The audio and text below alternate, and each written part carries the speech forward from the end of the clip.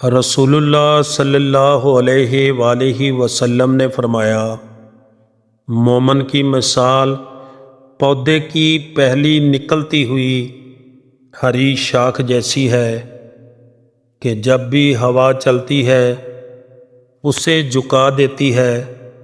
پھر وہ سیدھا ہو کر مصیبت برداشت کرنے میں کامیاب ہو جاتا ہے۔ اور بدکار کی مثال صنوبر کے درخت جیسی ہے کہ سخت ہوتا ہے، سیدھا کھڑا رہتا ہے، یہاں تک کہ اللہ تعالیٰ جب چاہتا ہے اسے اکھاڑ کر پھینک دیتا ہے۔ رسول اللہ صلی اللہ علیہ وآلہ وسلم نے فرمایا، بدکار مرد نکاح نہیں کرتا مگر بدکار عورت یا مشرک عورت سے، اور بدکار عورت کو بھی بدکار